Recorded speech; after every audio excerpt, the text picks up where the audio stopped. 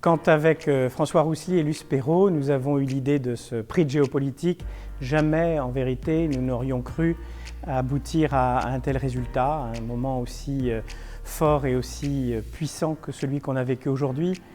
Bien sûr, nous avons eu le bonheur déjà de couronner Yves Lacoste, notre maître à tous en géopolitique, mais ce soir, le fait d'avoir Gérard Chaliand parmi nous, un maître parmi les maîtres, était évidemment extrêmement émouvant pour beaucoup de ceux qui ont été ses étudiants, et puis je crois pour lui aussi.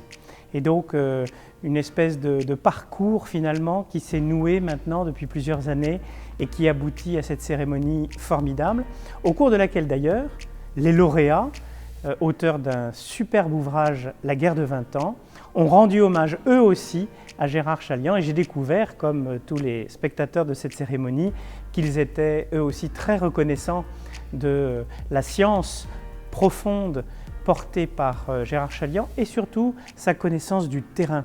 Il n'y a pas de géopolitique purement intellectuelle, c'est au fond ce qu'ils nous ont dit les uns et les autres. La géopolitique, c'est comprendre profondément ce qui se passe au plus près des populations, au plus près des rapports de force et des rapports de pouvoir. Gérard Chaliand, avec quelques personnes, y compris Elie Tenenbaum, est allé sur place à Mossoul, à Erbil, pour comprendre ce qui se passait dans cette terrible guerre contre Daesh. Ce sont donc des gens absolument admirables, nos deux lauréats, le lauréat du prix de l'année, Elie Tenenbaum, et puis notre prix spécial, Gérard Chaliand, parce qu'ils assemblent à la fois une culture exceptionnelle, une connaissance intellectuelle des grands principes de géopolitique et, plus encore, une profonde culture de terrain, de goût de comprendre les hommes et les femmes qui font l'histoire. Je crois pouvoir dire avec beaucoup de sincérité et d'objectivité que ce fut un très bon cru. La 8e cérémonie de remise du prix du livre géopolitique, manifestement, d'abord a été extrêmement chaleureuse, hein, cette cérémonie a été chaleureuse, elle a été émouvante, avec la remise d'un grand prix à un grand géopolitologue qui est déjà largement octogénaire, même s'il ne les fait pas, Gérard Chaliand, un maître de beaucoup de gens en réalité ce soir, et puis les deux co-auteurs lauréats, donc la guerre de 20 ans, qui ont obtenu un nombre très important, sans vouloir trahir le secret des délibérés, un nombre très important de suffrages. C'est un excellent ouvrage géopolitique et c'est d'autant plus vrai qu'il traite d'un phénomène, d'une question ou d'une dimension, le terrorisme, beaucoup trop galvaudé et travaillé parfois par des gens peu scrupuleux ou par des vendeurs d'angoisse en réalité. Or, le terrorisme est trop sérieux pour le laisser à des gens qui ne le sont pas.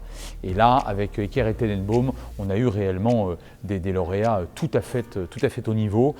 Donc je dirais que ça a été réellement une très très belle cérémonie. Alors avec la guerre de 20 ans, j'ai beaucoup appris. Le terrorisme, c'est pas mon sujet, évidemment. Mais c'est un livre très clair, très structuré et très sérieux en même temps, sourcé.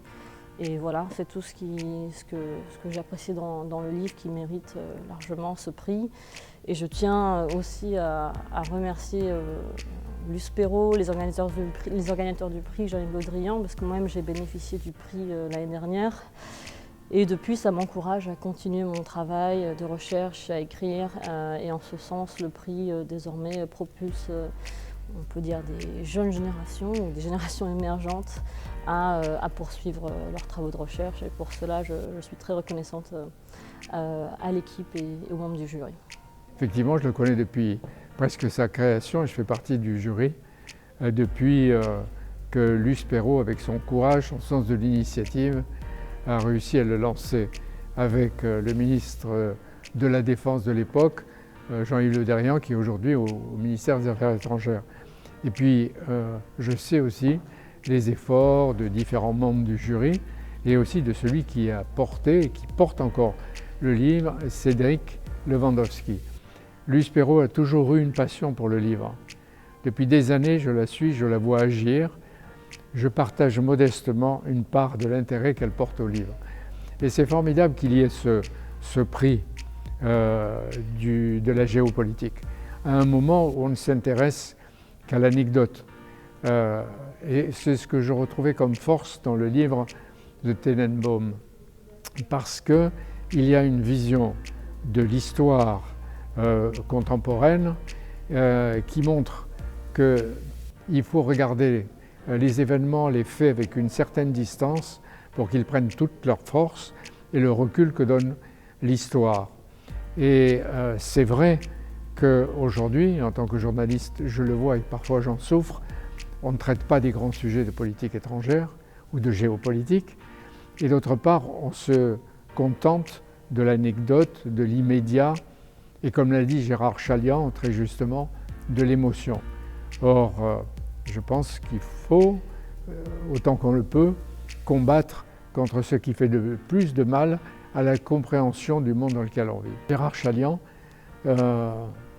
j'ai lu plusieurs de ses livres, le dernier peut-être trop rapidement, mais je sais tout ce qu'il apporte à la science politique, à la géopolitique et en même temps lui aussi à la compréhension des guerres, des injustices qui se commettent et qui aboutissent souvent à des révolutions et des guerres et qui nous aident à comprendre le monde. Je suis heureux qu'aujourd'hui le prix de géopolitique rende hommage à ce qu'il a apporté à des générations et des générations de jeunes, d'auteurs, de journalistes quand ils font bien leur métier.